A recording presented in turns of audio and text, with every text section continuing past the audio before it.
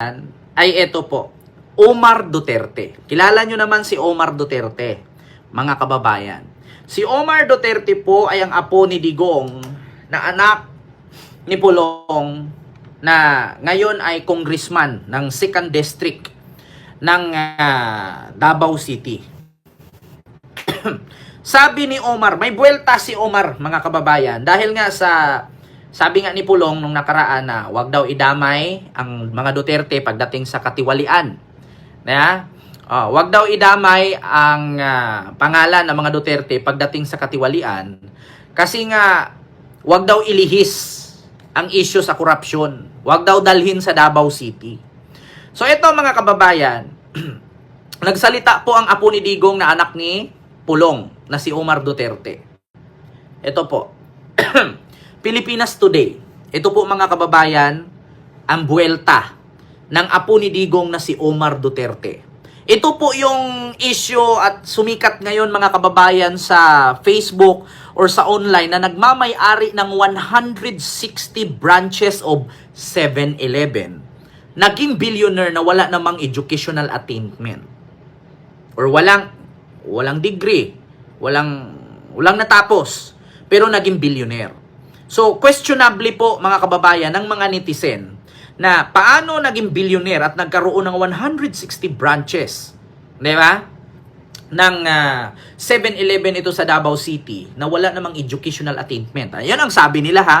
Wala po akong alam. So ito po ang banat ngayon ni Omar Duterte, mga kababayan. Mariing itinanggi ni Davao City 2nd District Representative Omar Duterte na may ghost project sa kanilang lungsod sa gitna ng kabi-kabilang investigasyon sa maanumalyang flood control project sa bansa. Lahat, sabi ni Omar, lahat ng project, wala naman kaming ghost project. Hindi sikat ang multo sa amin. Walang ghost project sa amin, sabi ni Omar Duterte. Pero merong ghost employee.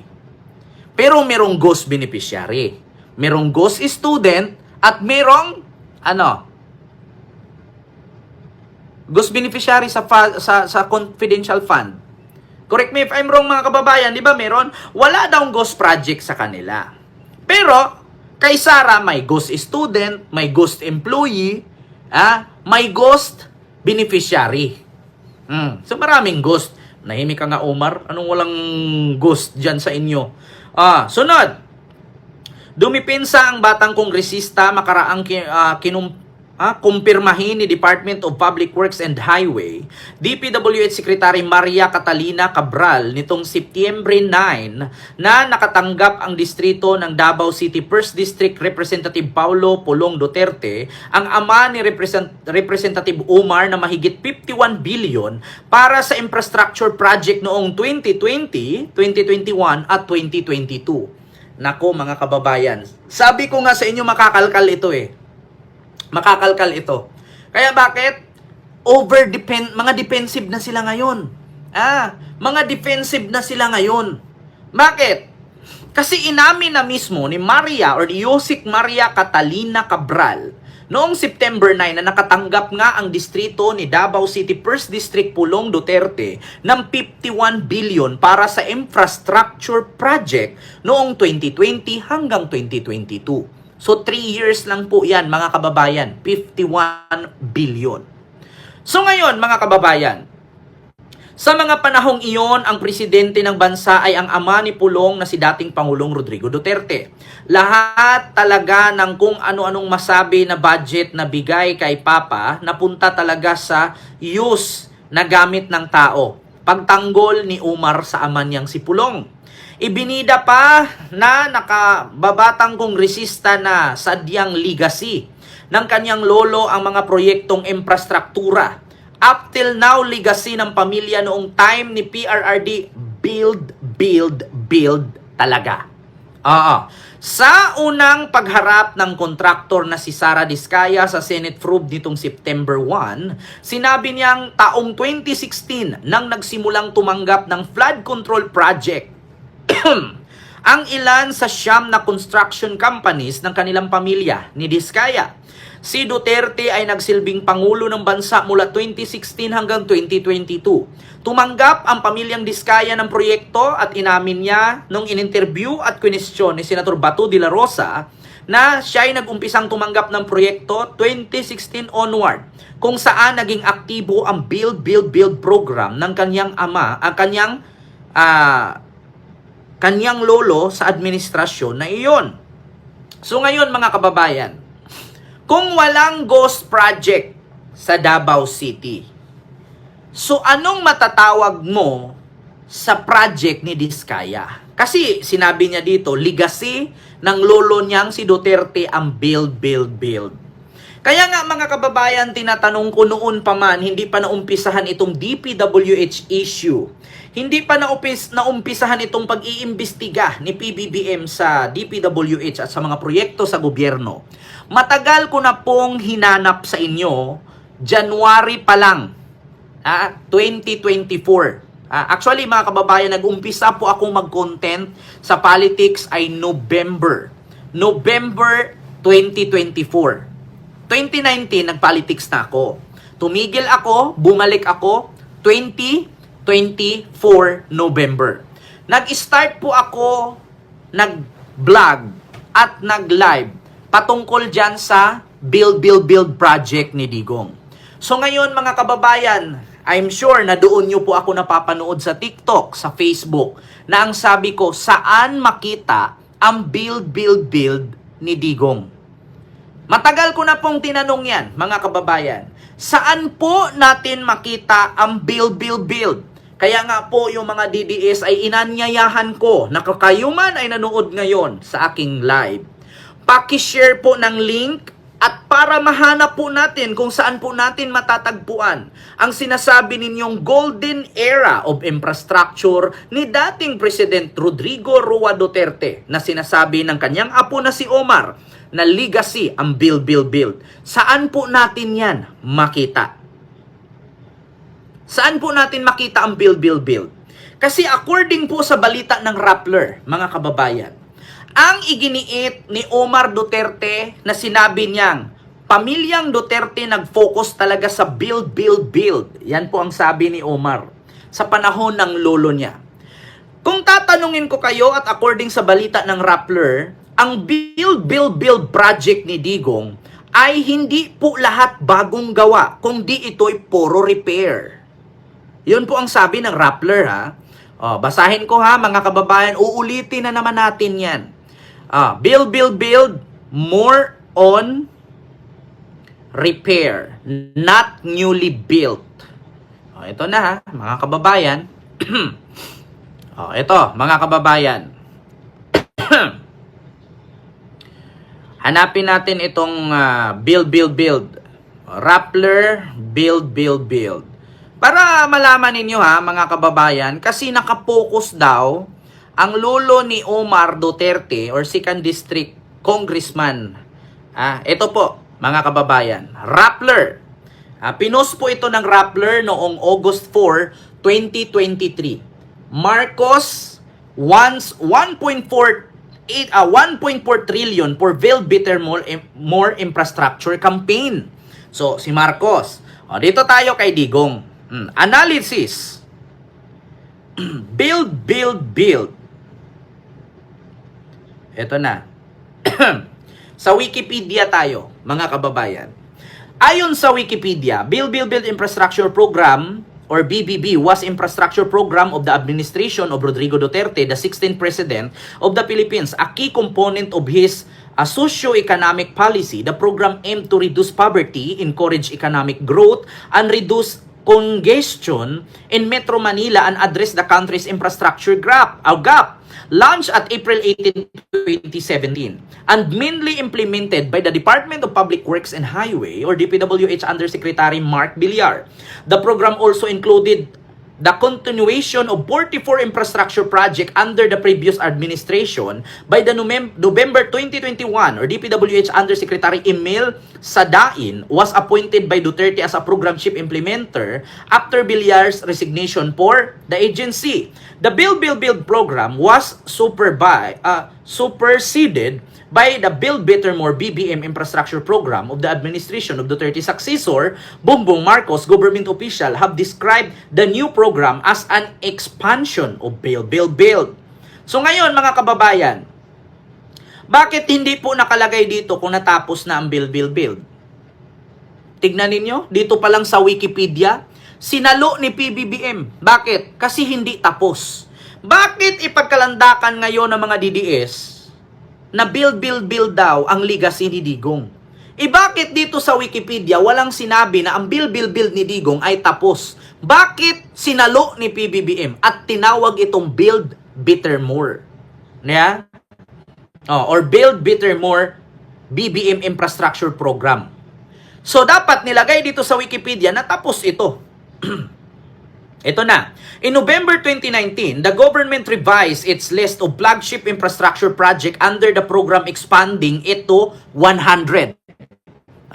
It was revised against August 2020, bringing the total number of projects to 104, expanding its scope included health, information, and communication technology, as well as water infrastructure project to support the country's economic growth and recovery from the effects of COVID-19 pandemic. As of September 11, 2020, 24 projects were still in approval and planning stage, while 80 were under implementation.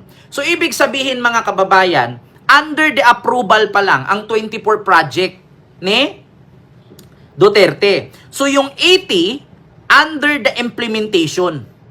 Project will still approval for 24. So, yung 80 is under implementation. So, ibig sabihin, wala pong nagawa. Kung meron man, repair lang. Hindi po siya newly built. Ito mga kababayan, basahin natin ha. Ito po lahat ang project ni Digong. Project Cebu Monreal System, propose. Ayan, pag kulay dilaw, propose pa lang. Ngayon, tanungin ko kayo mga DDS, Wikipedia po ito. Tanungin ko kayo ngayon, ang sabi ninyo magaling si Digong at sinabi nga ng apo niya ngayon, legacy ng lolo niya, walang ghost project. Walang ghost project. Pag sinabi nating build mga kababayan, may pondo ito. May pera na ditong nilabas, pinirmahan ito, so nirelease na ang pera dito. Pero basahin natin. Sa Cebu Monorail System, propose pa lang, hindi pa nagawa. LRT Line 1 South Extension, completed, tapos na. LRT 2 East Extension, completed, tapos na. LRT Line 2 West Extension, propose pa lang. LRT Line 6, propose pa lang. Metro Manila Subway, under construction. Mindanao Railways, Tagum, Davao, Digo segment, propose pa lang. MRT Line Rehabilitation, completed na. Line 3. MRT 4, Line 4, proposed. MRT Line 7, under construction. MRT Line 10, proposed pa lang. MRT Line 11, proposed. North Triangle Common Station, under construction. Panay Railway, proposed. PNR North and South Commuter Railways, under construction. PNR South Long Haul PNR Bicol, proposed. SkyTrain Port Bonifacio Makati SkyTrain, proposed. Subic Clark Railways, proposed. Cebu BRT System, under construction. Davao Public Transport Modernization Project, ongoing. EDSA Bus Concourse Project, under construction. Metro Manila BRT Line Quezon Avenue, proposed. Paranaque Integrated Terminal, completed. Taguig Integrated Terminal, under construction.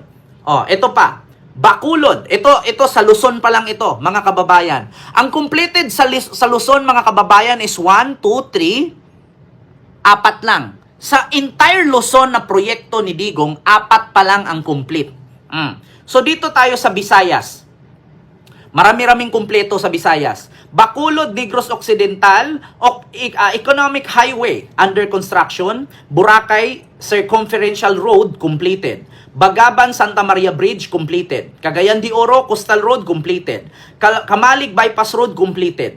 Sa Visayas ito ha. Camarines Sur Highway Speed under construction. Davao City Bypass Road under construction. Sino ang kumuha ng project nito? Si Bongo. Davao City Coastal Road completed. EDSA Greenways proposed. Iconic Bridge Project Alcala Bridge under construction. Iconic Bridge Project Kalaminigan Bridge under construction. Pinakanoan Bridge 2 under construction. So, mahaba-haba po ito mga kababayan sa bandang Visayas po. 1, 2, 3, 4, 5, 6, 7, 8, 9, 10. 10. Kasali na dito ang bandang Cebu, Negros, Sorsogon, Ordanita, and actually hindi siya masasabing Visayas may halo. So, 10 kasi more on Visayas, Mindanao ito, 10. Tapos, 10, 11, 12, 13, 14, 15, 16, 17, 18, 19, 20, 21, 22, 23, 24, 25, 26. 27, 28, 29, 30, 31, 32, 33, 34, 35, 36, 37, 38, 39, 40, 41, 42, 43, 44, 45, 46, 47. 47 pa lang ang complete mga kababayan. Sa build project ni Digong. 47 pa lang ang complete. Sa loob po ng 104 project, 47 pa lang ang complete. So, paano nangyari? Kasali po. Hindi ko na binasa yung kasi sobrang dami. Pero sa lahat po ng build ni Digong, 47 pa lang ang completed. At take note mga kababayan, hindi porkit nilagay dyan ay completed. Meron ba talagang nakatayo? Kasi nangyari po yan sa flood control project nung pinuntahan ni PBBM sa Bulacan. Completed sa DPWH pero walang nakatayo. Completed daw. Di ko lang sure sa mga completed na nakalagay dyan kulay green ay totoong tinayo yan. Kasi mismo sa Bulacan, sa flood control, completed sa DPWH pero walang nakatayong building or maskin simento, maskin isang bakal na itinusok. Wala. Pwede pa nating puntahan actual yan. Kung meron mang, mag-inspection yan. Meron ding iba, completed pero substandard naman. Yan ang mahirap mga kababayan. Lalo na kapag bubudulin ka ng mga politician, nakalagay completed, pag bisita mo wala. Minsan nakalagay completed pero tinignan mo butas. Bakit? Substandard.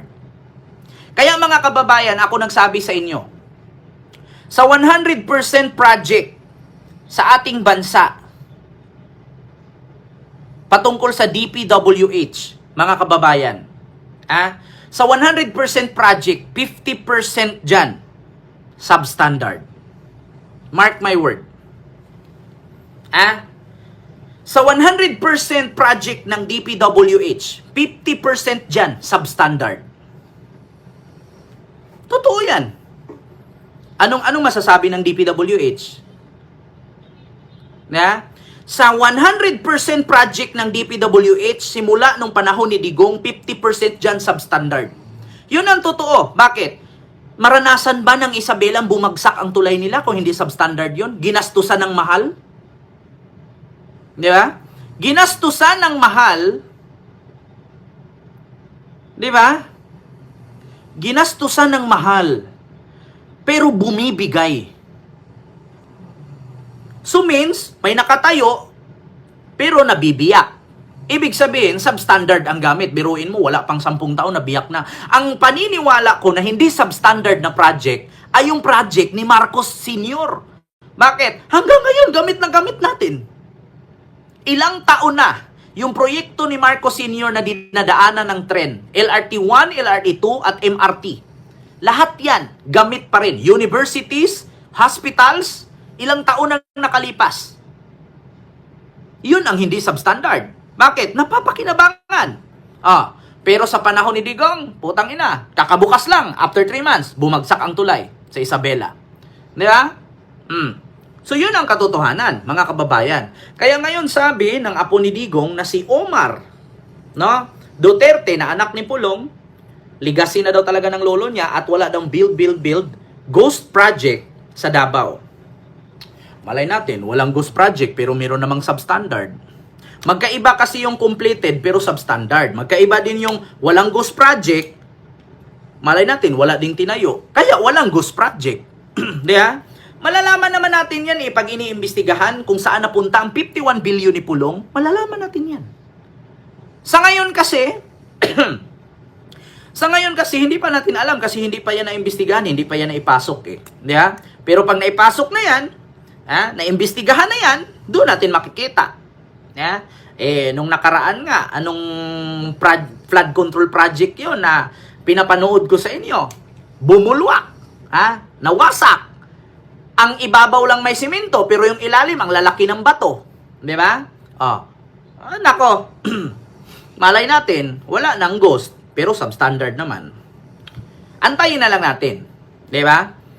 Antayin na lang po natin, mga kababayan, yung investigasyon dyan sa 51 billion flood control project ni Pulong kung saan napunta.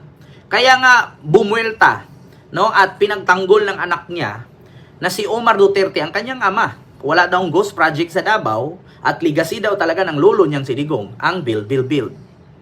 So yun lang, mga kababayan. Ito yung sunod.